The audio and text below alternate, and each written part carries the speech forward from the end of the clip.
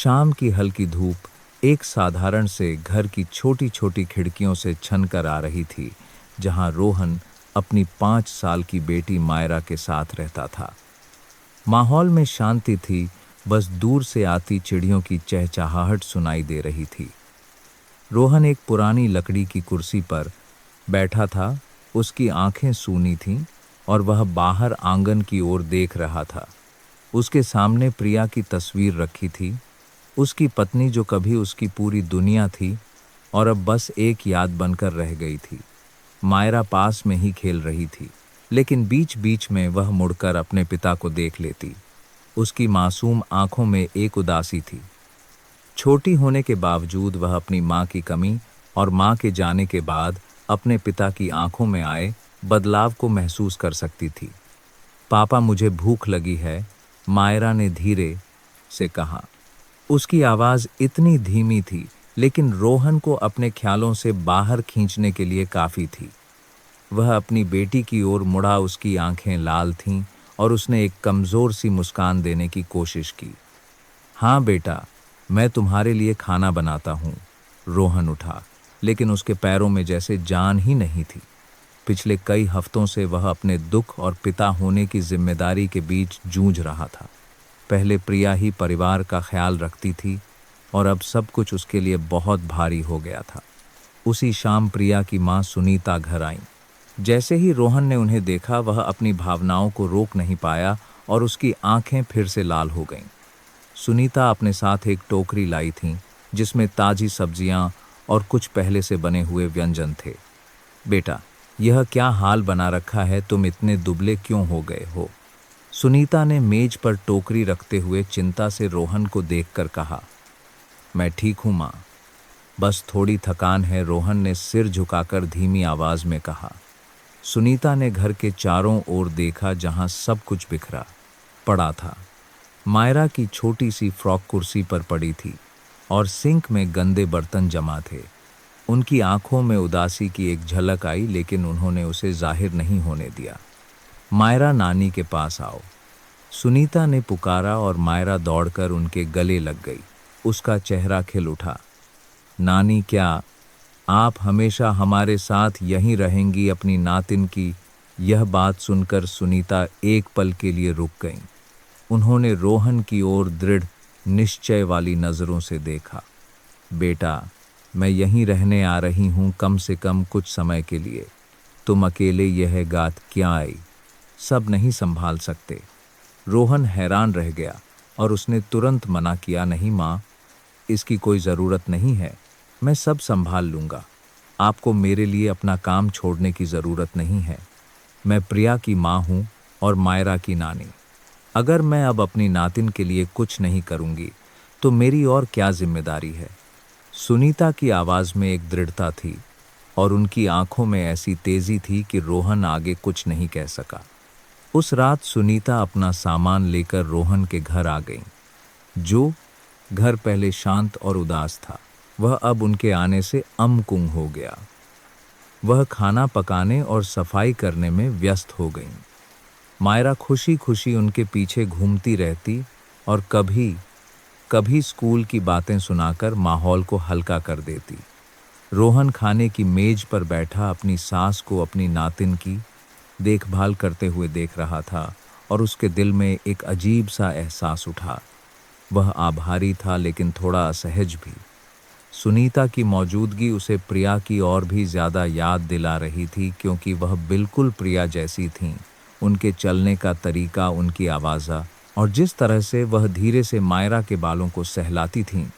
रोहन, खाना खा लो बेटा, मैंने तुम्हारी पसंदीदा दाल बनाई है जो प्रिया को बहुत पसंद थी, तुम्हें भी आदत होगी। सुनीता ने उसके सामने कटोरा रखते हुए कहा। उनकी आवाज़ कोमल थी, लेकिन उसमें एक हल्का सा दर्द भी था। जी माँ, धन्यवाद, रोहन ने जवाब दिया, लेकिन जब उसने एक चम्मच दाल पी तो उसका गला भर आया। वही स्वाद उसे उन दिनों की याद दिला रहा था, जब प्रिया घर में होती थी, हंसती, बोलती और घर को गुलजार रखती थी। रात में जब मायरा सो गई, रोहन बाहर आंगन में आ गया। दूर से आती रात की रानी की महक हवा में घुली हुई थी। वह सीढ़ियों पर बैठ गया और तारों से भरे आसमान को देखने लगा। उसका दिल भारी था। सुनीता 2 कप गर्म चाय लेकर बाहर आईं। उन्होंने एक कप रोहन के सामने रखा और उसके बगल में बैठ गईं। तुम अभी जवान हो बेटा, प्रिया का जाना तुम्हारे लिए बहुत मुश्किल रहा होगा, उन्होंने धीमी उदास आवाज में कहा। रोहन कुछ देर चुप रहा, फिर उसने सिर हिलाया। मैंने कभी नहीं सोचा था कि सब कुछ इतनी जल्दी हो जाएगा। एक दिन मेरे पास सब कुछ था और अगले ही दिन मैंने सब कुछ खो दिया। मुझे नहीं पता कि मुझसे क्या गलती हुई। किसी की गलती नहीं है रोहन। कभी कभी जिंदगी हमसे सबसे कीमती चीजें छीनकर हमारी परीक्षा लेती है, लेकिन हमें उन लोगों के लिए जीना पड़ता है जो हमारे साथ हैं। रोहन ने उनकी ओर मुड़कर देखा। उसकी आंखों में भावनाएं उमड़ रही थीं। माँ, आपका बहुत बहुत धन्यवाद कि आप यहाँ हैं। अगर आप न होती तो मुझे सच में नहीं पता कि मैं क्या करता। ऐसा मत कहो। मैं यहाँ तुम्हारे लिए, अपनी नातिन के लिए और प्रिया के लिए हूँ। अगर प्रिया जिंदा होती तो वह तुम्हें इस तरह जीते हुए नहीं देखना चाहती। तुम्हें अपने लिए और मायरा के लिए खड़ा होना होगा। चांद की रोशनी सुनीता के चेहरे पर पड़ रही थी।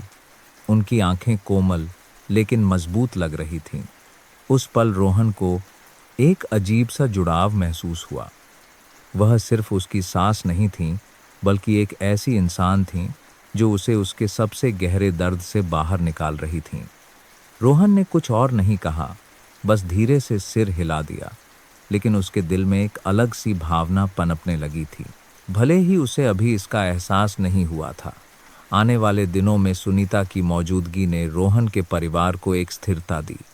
मायरा ज्यादा खुश रहने लगी और अक्सर अपनी नानी की गोद में हंसती खेलती रहती। रोहन भी धीरे धीरे अपने काम पर ध्यान देने लगा और परिवार की देखभाल करने लगा। लेकिन इस शांति के बीच उसके दिल में उठ रही अजीब भावनाएं और भी बढ़ने लगीं, जिससे वह परेशान हो गया। एक शाम रोहन काम से थोड़ा जल्दी घर आ गया। घर में घुसने से पहले उसने पीछे के आंगन से मायरा के हंसने की आवाज सुनी। रोहन धीरे से बाहर गया और देखा कि सुनीता और मायरा सूखे पत्तों और टहनियों से खाना पकाने का खेल खेल रही हैं। तुम क्या बना रही हो? मायरा सुनीता ने प्यार भरी आवाज में पूछा। नानी, मैं आपकी तरह दाल बना रही हूं, लेकिन मेरी वाली ज्यादा अच्छी है, मायरा ने मासूमियत से हंसते हुए कहा और एक पत्ते का कटोरा उनकी ओर बढ़ाया। सुनीता ने चखने का नाटक किया और तारीफ की, वाह बहुत स्वादिष्ट है, मेरी बेटी बड़ी होकर एक बहुत अच्छी शेफ बनेगी। यह दृश्य देखकर रोहन कुछ देर तक वहीं खड़ा रहा। उसे अपने दिल में एक गर्माहट महसूस हुई, लेकिन साथ ही एक अजीब सी उदासी भी। सुनीता की मौजूदगी ने न केवल प्रिया द्वारा छोड़े गए खालीपन को भरा था, बल्कि उसे यह भी एहसास कराया था कि उसके परिवार को उनकी कितनी ज़रूरत है। पापा आ गए, मायरा ने रोहन को देखकर चिल्लाया और दौड़कर उसके पैरों से लिपट गई। सुनीता मुड़ी और एक कोमल मुस्कान दी। तुम आज जल्दी आ गए, मैंने खाना बना दिया है, हाथ धोकर आ जाओ। रोहन ने सिर हिलाया। उसकी नज़रें सुनीता की आंखों से मिलीं और एक पल के लिए उसे बारात हाथ धोकर आ जाओ। अपने दिल में एक हल्की सी चुभन महसूस हुई, लेकिन वह तुरंत मुड़ गया, यह सोचकर कि यह सिर्फ उस महिला के प्रति आभार है जिसने उसे मुश्किल समय में सहारा दिया था। उस रात जब पूरा परिवार खाने की मेज पर बैठा था, मायरा स्कूल की बातें बता रही थी।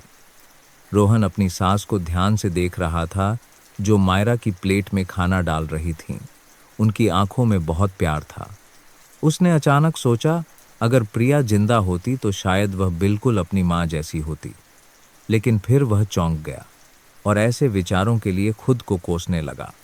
रोहन, क्या हुआ? खाना खाओ। क्या तुम्हारी तबीयत ठीक नहीं है? सुनीता ने चिंता से पूछा। नहीं माँ, कुछ नहीं, बस थोड़ी थकान है, रोहन ने जबरदस्ती मुस्कुराते हुए कहा और सिर झुकाकर खाने लगा।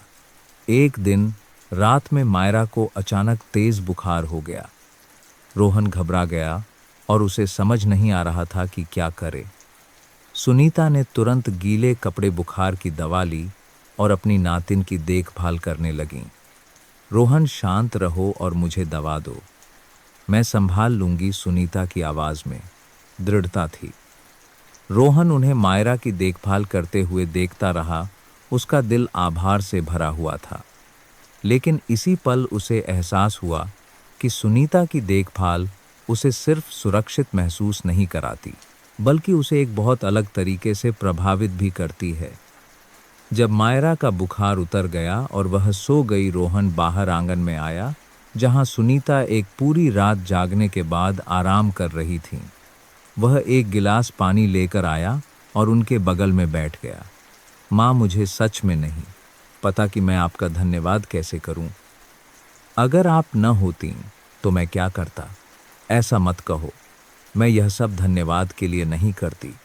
मैं यह अपनी नातिन और तुम्हारे लिए करती हूँ। अगर मैं तुम लोगों का ख्याल नहीं रखूंगी तो प्रिया की आत्मा को शांति नहीं मिलेगी। रोहन ने सुनीता की ओर देखा। चांदनी में उनकी आंखें चमक रही थीं। उसे अपने सामने बैठी इस महिला में कुछ बहुत खास महसूस हुआ। उनकी ताकत, उनकी कोमलता और उनकी निस्वार्थ सेवा।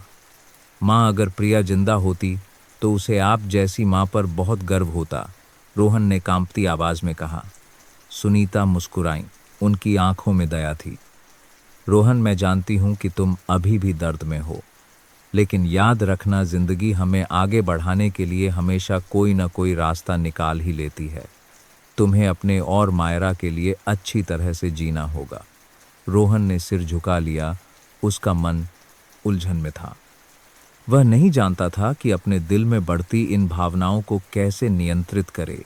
एक ऐसी महिला के लिए भावनाएं जिसके बारे में उसने कभी नहीं सोचा था कि वह उसे इस तरह महसूस कराएगा। एक दिन घर की सफाई करते समय सुनीता ने गलती से प्रिया का एक पुराना स्वेटर पहन लिया। रोहन लिविंग रूम में आया और उनकी पीठ देखकर उसका दिल जोर से धड़कने लगा।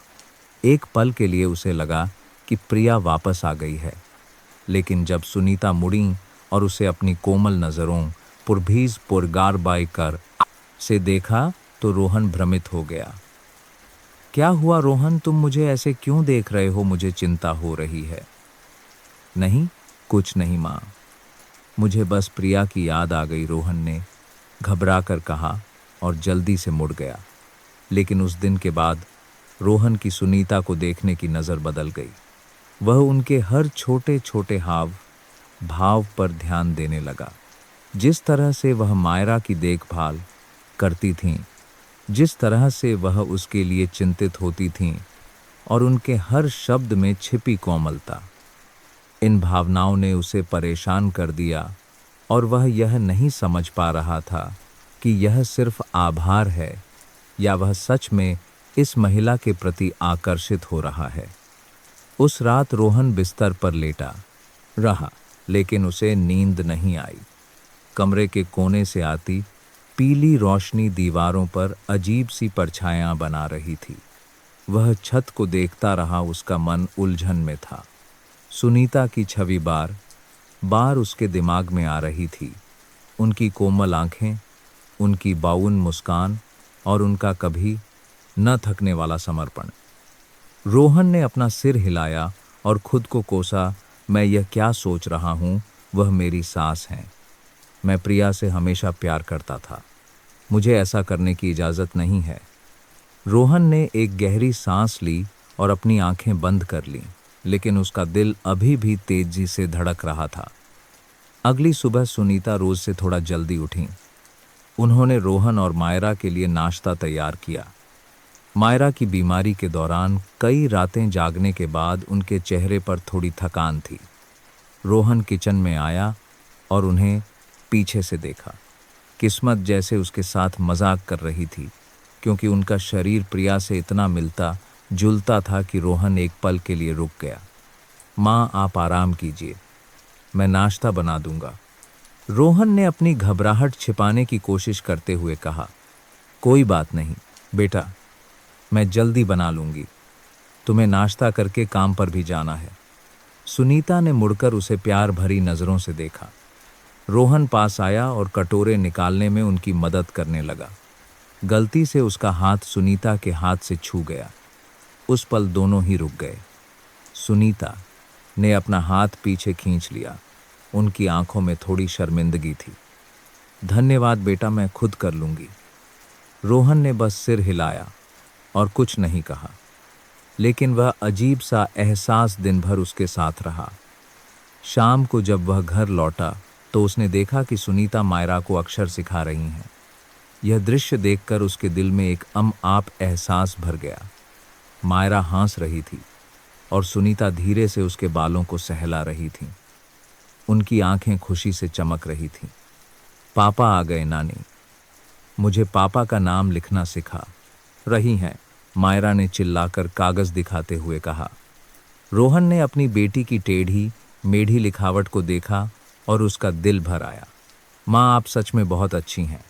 अगर आप न होती तो मैं मायरा की देखभाल कैसे करता? रोहन ने आभार भरी नजरों से कहा। सुनीता मुस्कुराई और अपना हाथ उसके कंधे पर रखा। तुम्हें धन्यवाद कहने की जरूरत नहीं है, यह मेरी जिम्मेदारी है।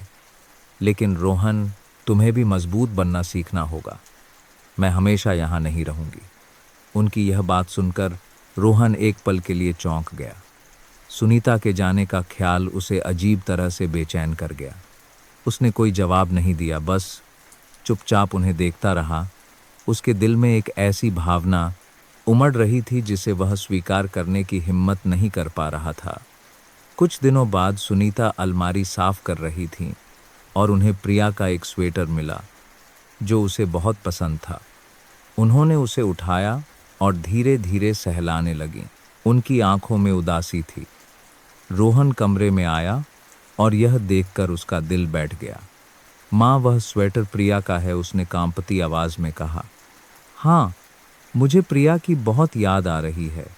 मुझे लगता है तुम्हें भी आती होगी। वह चली गई है, लेकिन मुझे हमेशा लगता है कि वह यहीं है इस घर में। सुनीता ने स्वेटर को कुर्सी पर रख दिया। उनकी आंखें यादों से भरी थीं। रोहन पास आया और उनके बगल में बैठ गया। मुझे भी उसकी बहुत याद आती है माँ, लेकिन मैं सिर्फ प्रिया को ही याद नहीं करता। मुझे लगता है कि आप ही वह इंसान हैं जिन्होंने मुझे इस सब से बाहर निकलने में मदद की है। सुनीता ने मुड़कर रोहन को देखा। उनकी आंखों में हैरानी और थोड़ी उलझन थी। रोहन, मैं हमेशा यहाँ तुम्हारे और नातिन के लिए हूँ, लेकिन तुम्हें पता होना चाहिए कि मैं तुम्हारी सास हूँ। हाँ, मुझे पता है, लेकिन मैं नहीं समझ पा रहा हूँ कि मुझे ऐसा क्यों महसूस हो रहा है। मैं बहुत उलझन में हूँ, रोहन ने उनकी बात काटते हुए कहा। उसकी आंखों में ऐसी भावनाएं थीं जिन्हें वह शब्दों में बयां नहीं कर सकता था। सुनीता चौंक गईं, उनके हाथ कांपने लगे। वह उठीं और खुद को शांत करने की कोशिश की। रोहन, मुझे लगता है कि तुम आभार और पारिवारिक स्नेह के बीच भ्रमित हो रहे हो। तुम्हें सब कुछ संतुलित करने के लिए समय चाहिए। माँ, मुझे माफ कर दो। मैं आपको असहज नहीं करना चाहता। मैं बस अपनी भावनाओं को नियंत्रित नहीं कर पा रहा हूँ। रोहन उठा। उसकी आवाज़ भारी हो गई थी। रोहन, तुम्हें आराम करना चाहिए। इन भावनाओं को खुद पर और मायरा पर हावी मत होने दो। मैं तुम्हारे लिए चाय बनाती हूँ, सुनीता ने कहा और जल्दी से कमरे से बाहर चली गईं। रोहन को यादों से भरे कमरे में अकेला छोड़कर उस रात सुनीता बिस्तर पर लेटी रहीं। उनकी आंखें छत पर टिकी थीं। उनका दिल भी बेचैन था।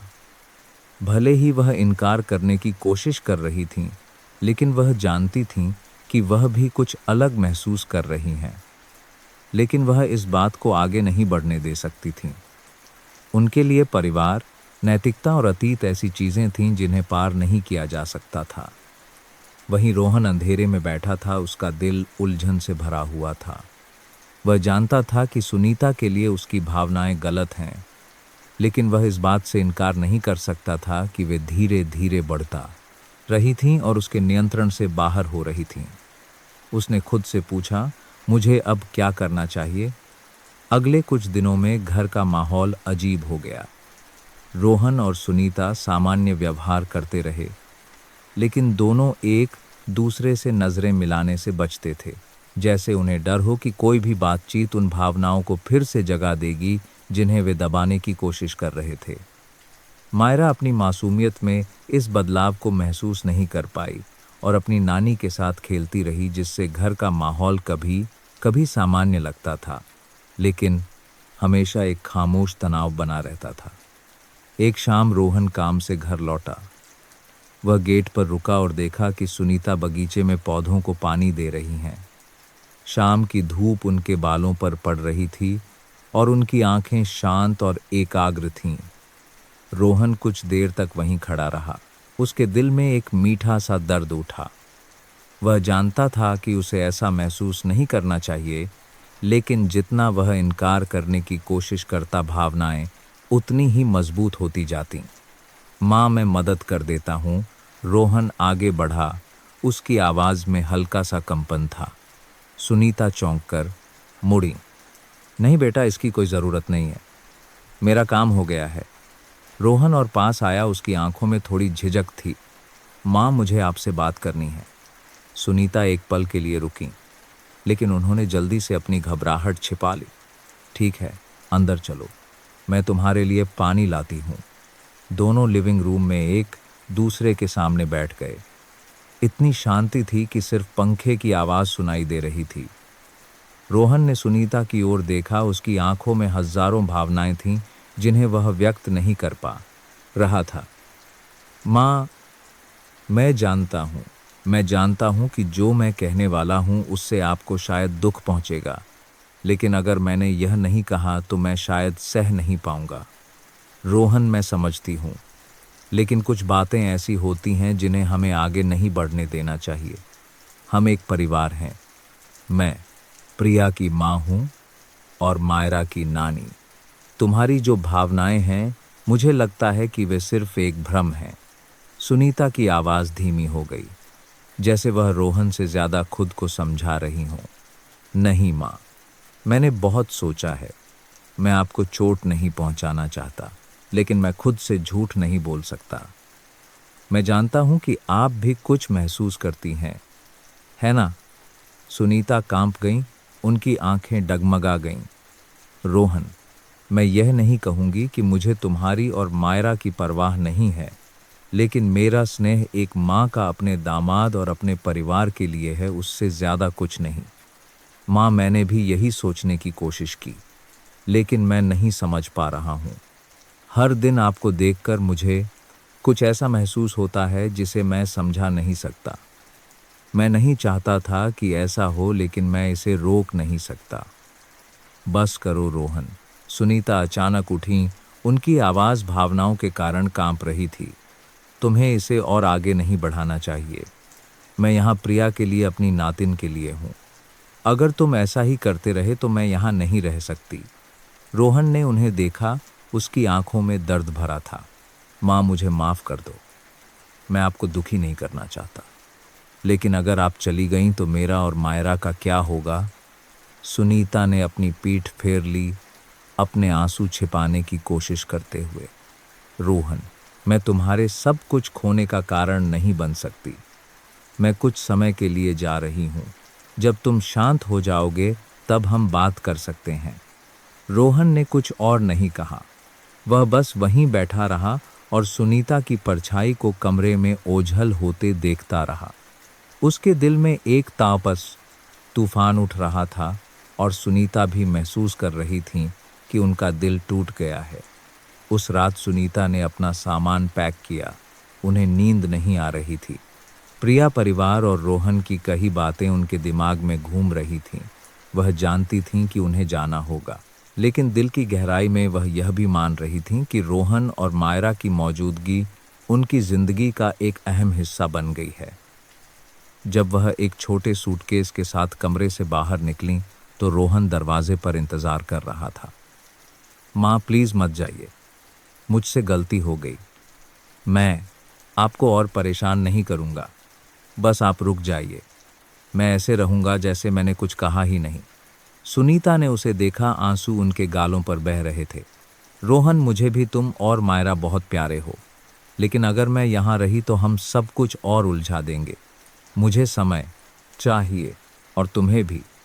रोहन ने कुछ नहीं कहा, बस उनकी परछाई को दरवाजे से बाहर जाते हुए देखता रहा। उसने उनकी गाड़ी की आवाज़ दूर जाते हुए सुनी और उसका दिल जैसे किसी ने निचोड़ लिया हो।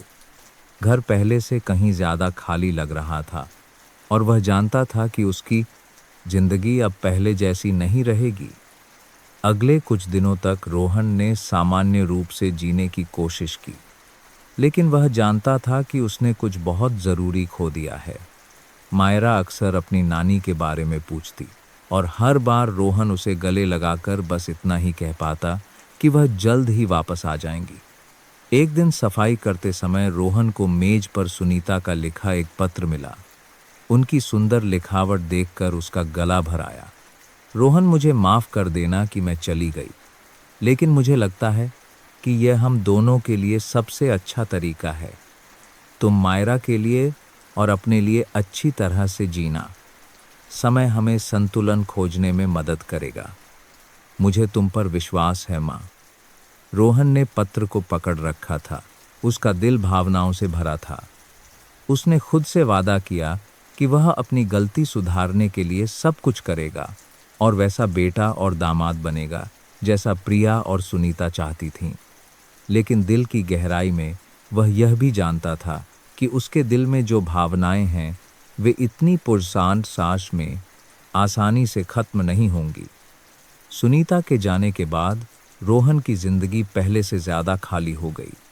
वह खुद को व्यस्त रखने के लिए काम में डूब गया ताकि वह अपनी भावनाओं के बारे में न सोचे। हालांकि हर बार जब वह घर आता और मायरा को अकेले खेलते देखता तो उसका दिल दुखता। मायरा अक्सर अपनी नानी के बारे में पूछती। उसकी गोल गोल मासूम आंखों में सवाल होते, पापा नानी इतनी देर से क्यों नहीं आई? क्या वह मुझसे नाराज़ हैं? रोहन अपनी बेटी के सिर पर हाथ फेरता और अपनी भावनाओं को छिपाने की कोशिश करता। नहीं बेटा, वह बस कुछ रिश्तेदारों से मिलने गई हैं। वह जल्द ही हमारे पास वापस आ जाएंगी। लेकिन यह कहते हुए उसे खुद भी नहीं पता था कि सुनीता वापस आएंगी या नहीं। एक शाम जब रोहन प्रिया के कमरे में सामान ठीक कर रहा था, उसे एक पुरानी डायरी मिली। यह वह डायरी थी जिसे प्रिया ने अपने आखिरी दिनों में लिखा था। टेबल लैंप की रोशनी में उसके शब्द उभर रहे थे। हर अक्षर प्यार से लिखा हुआ था। प्यारे रोहन, अगर मैं इस दुनिया में न रहूं तो तुम मेरी जगह माँ का ख्याल रखना। उन्होंने मुझे पालने के लिए अपनी पूरी जिंदगी कुर्बान कर दी। तुम ही वह इंसान हो जिस पर मुझे सबसे ज़्यादा भरोसा है। मुझे पता है कि तुम यह अच्छी तरह से करोगे। रोहन वहीं बैठ गया, उसके हाथ कांप रहे थे। प्रिया के शब्द एक चेतावनी की तरह थे, जिससे उसे लगा कि वह गलत रास्ते पर चला गया है। वह न केवल सुनीता की देखभाल करने में असफल रहा, बल्कि उसने अपनी भावनाओं से उन्हें चोट भी पहुंचाई। उसने अपनी गलती सुधारने का फैसला किया। रोहन ने सुनीता को एक पत्र लिखना शुरू किया। उसने सीधे फ़ोन करने या मिलने की हिम्मत नहीं की, क्योंकि उसे डर था कि इससे वे और असहज हो जाएंगी। माँ, मुझे माफ़ कर दीजिए कि मैंने अपनी भावनाओं को इतना आगे बढ़ने दिया कि आपको घर छोड़ना पड़ा। मैं जानता हूँ कि मेरे किए से आपको बहुत दुख हुआ है, लेकिन मैं चाहता हूँ कि आप जानें कि मैं हमेशा आपका सम्मान करता हूँ और ऐसा दोबारा कभी नहीं होने दूंगा। आप वह इंसान हैं जिन्हें प्रिया सबसे ज़्यादा प्यार करती थीं और मैं आपको गर्व महसूस कराने के लिए हर संभव कोशिश करूंगा। मायरा आपको बहुत याद करती है और मैं भी। उम्मीद है कि एक दिन आप मुझे माफ़ कर देंगी और वापस आ जाएंगी। रोहन। पत्र भेज दिया गया, लेकिन कोई जवाब नहीं आया। अगले कुछ दिन रोहन ने चिंता और पछतावे में इंतज़ार किया। उसे नहीं पता था कि सुनीता ने पत्र पढ़ा है या नहीं, लेकिन वह इस उम्मीद के साथ जीता रहा कि वह वापस आ जाएंगी। एक दोपहर जब रोहन आंगन की सफाई कर रहा था, उसने अचानक एक दोपहर की साथ जीता रहा जानी पहचानी गाड़ी की आवाज़ सुनी जो गेट पर रुकी। उसने सिर उठाया और देखा कि सुनीता खड़ी हैं।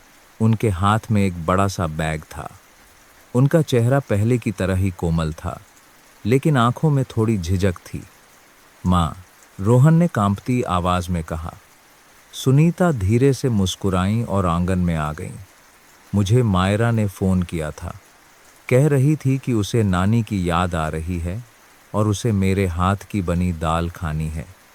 मायरा घर के अंदर से दौड़ती हुई आई और अपनी नानी के गले लग गई। नानी, आप आ गईं। मुझे आपकी बहुत याद आई। सुनीता ने अपनी नातिन को कसकर गले लगा लिया। आंसू उनके गालों पर बह रहे थे। मुझे भी तुम्हारी बहुत याद आई मायरा। मायरा ने अपनी मासूम आंखों से उन्हें देखा। नानी, क्या आप हमेशा हमारे साथ रहेंगी? मैं नहीं चाहती कि आप फिर कभी जाएं। सुनीता ने धीरे से उसके बालों को सहलाया। उनकी आंखों में प्यार भर आया। नानी, अब कहीं नहीं जाएंगी। मैं हमेशा यहीं रहूंगी, तुम्हारे और तुम्हारे पापा के साथ। रोहन चुपचाप अपनी सास और बेटी को देखता रहा। उसके दिल में एक अजीब सा एहसास उमड़ रहा था। वह जानता था कि वह अब अपनी सच्ची भावनाओं से नहीं भाग सकता। रोहन आगे बढ़ा और मायरा के बगल में घुटनों के बल बैठ गया। उसकी आंखें सुनीता को देख रही थीं, जिनमें झिझक और दृढ़ता दोनों थीं। माँ, मैं जानता हूँ कि आपने इस परिवार के लिए बहुत त्याग किया है। आपने अपनी थकान और समाज की परवाह किए बिना मायरा और मेरा ख्याल रखा। आप सिर्फ प्रिया की माँ नहीं हैं, बल्कि वह इंसान हैं जिसने मुझे मेरे सबसे बुरे दिनों से बाहर निकाला। मैं अब और नहीं छिपा सकता। मैं सच में आपसे प्यार करता हूँ। सुनीता चौंककर रोहन को देखने लगी। उनकी आंखों में आंसू भर आए। रोहन, मुझे नहीं लगता कि यह सब आगे बढ़ना चाहिए। लोग इसे स्वीकार नहीं करेंगे। हमें बहुत सारी आलोचनाओं का सामना करना पड़ेगा। रोहन ने उनका हाथ पकड़ लिया। उसकी आंखों में पूरी सच्चाई थी। माँ, मैंने बहुत सोचा है। मैं पूरी जिंदगी पछतावे में नहीं जीना चाहता। आपने मुझे और मायरा को एक सच्चे परिवार का एहसास दिया है। चाहे कितनी भी मुश्किलें क्यों ना आए, मैं आपकी और इस रिश्ते की रक्षा करूंगा। प्लीज़ मुझ पर विश्वास कीजिए। मायरा ने अपने पापा को देखा, फिर अपनी नानी को। उसे पूरी बात समझ नहीं आई, लेकिन उसने अपने छोटे छोटे हाथों से दोनों का हाथ पकड़ लिया। पापा, नानी अब हमारे साथ रहेंगी, है ना? मैं चाहती हूँ कि पापा और नानी हमेशा मेरे साथ रहें। मायरा की बातों ने जैसे सुनीता के मन की सारी शंकाएं दूर कर दीं। उन्होंने अपनी नातिन को देखा और फिर रोहन की ओर मुड़ीं। उनकी आंखों में भावनाएं उमड़ रही थीं। रोहन, मुझे डर है कि मुझ में इतनी हिम्मत नहीं है, लेकिन अगर तुम इस रिश्ते की रक्षा करने के लिए तैयार हो तो मैं भी अब और नहीं भागूंगी। अगले कुछ दिनों में रोहन और सुनीता ने अपने रिश्ते को सार्वजनिक करने का फैसला किया। शुरुआत में पड़ोसियों और रिश्तेदारों ने कानाफूसी शुरू कर दी। आलोचना भरी बातें और शक भरी निगाहों ने सुनीता को असहज कर दिया, लेकिन रोहन हमेशा उनके साथ रहा, उनका हाथ कसकर पकड़े रहा और उन्हें हिम्मत देता रहा। एक पारिवारिक बैठक में रोहन ने रिश्तेदारों से साफ साफ बात करने का फैसला किया। वह खड़ा हुआ, उसकी आवाज़ शांत लेकिन मजबूत थी। मैं जानता हूं कि मेरे और सुनीता माँ के बारे में जो हुआ उसे स्वीकार करना कई लोगों के लिए मुश्किल है, लेकिन मैं चाहता हूं कि आप सब समझें कि यह कोई जल्दबाजी या गलती नहीं है। मैं सुनीता माँ से प्यार करता हूं, इसलिए नहीं कि वह प्रिया की माँ है, बल्कि इसलिए कि उन्होंने इस परिवार के लिए किसी से भी ज़्यादा त्याग और प्यार किया है। मैं अपनी पूरी जिंदगी उनकी रक्षा करूंगा और उन्हें खुश रखूंगा। सुनीता आगे आई। उनकी आवाज़ कांप रही थी, लेकिन उनकी आंखें दृढ़ थीं। मैं जानती हूं कि यह आप सबके लिए आसान नहीं है, लेकिन मेरा मानना है कि सच्ची खुशी इसमें नहीं है कि दूसरे क्या सोचते हैं, बल्कि इसमें है कि हम अपने दिल की सुने। मैं बस आप सब से हमें स्वीकार करने और अपना आशीर्वाद देने की उम्मीद करती हूँ।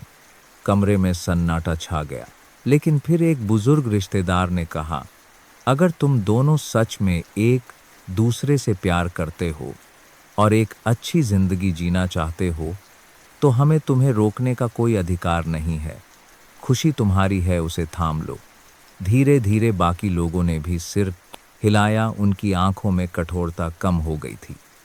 एक खूबसूरत सुबह रोहन और सुनीता ने घर पर ही एक छोटी सी शादी की, जिसमें केवल करीबी लोग ही शामिल हुए। मायरा फूलों वाली लड़की बनी और खुशी खुशी आंगन में घूम रही थी। उसका चेहरा चमक रहा था। रोहन सुनीता के सामने खड़ा था। उसकी आंखों में बहुत सम्मान था। माँ, नहीं सुनीता, आज से आप सिर्फ प्रिया और मायरा की एक बेहतरीन माँ ही नहीं, बल्कि वह पत्नी भी हैं जिन्हें मैं अपनी जिंदगी के आखिर तक संजो कर रखूंगा। सुनीता मुस्कुराईं। उनकी आंखों में कोमलता और खुशी दोनों थी। धन्यवाद रोहन, मुझे आगे बढ़ने का विश्वास देने के लिए। आज से हम सिर्फ एक परिवार नहीं, बल्कि एक दूसरे का सहारा भी हैं। तालियों की गड़गड़ाहट मायरा की खिलखिलाहट के साथ मिल गई। शादी छोटी थी, लेकिन बहुत सार्थक थी, जिसने एक नई शुरुआत का प्रतीक बनाया, जहां प्यार ने सभी बाधाओं और पूर्वाग्रहों को पार करके पूर्णता पाई। दामाद का अपनी सास से शादी करना। यह कहानी सिर्फ सामाजिक पूर्वाग्रहों पर काबू पाने की यात्रा नहीं है, बल्कि यह प्यार, त्याग और साहस के मूल्य की एक गहरी याद भी दिलाती है। भले ही इसकी शुरुआत दुख और मट माट से हुई हो, इस छोटे से परिवार ने वहां रोशनी पाई जहां केवल अंधेरा दिखाई देता था। रोहन और सुनीता के बीच का रिश्ता सिर्फ एक दूसरे पर निर्भरता का नहीं था, बल्कि यह प्यार की उस ताकत का सबूत था जो हर बाधा को पार कर सकती है। यह कहानी हमें एहसास दिलाती है कि सच्ची खुशी हमेशा समाज द्वारा बनाए गए मानदंडों के दायरे में नहीं होती। खुशी तब होती है जब हम खुद के प्रति सच्चे रहते हैं और अपनी जिंदगी के सबसे महत्वपूर्ण लोगों से प्यार करते हैं और उनकी रक्षा करते हैं। प्यार में कोई गलती नहीं होती जब तक कि वह ईमानदारी, सम्मान और एक साथ एक बेहतर भविष्य बनाने की इच्छा पर आधारित हो।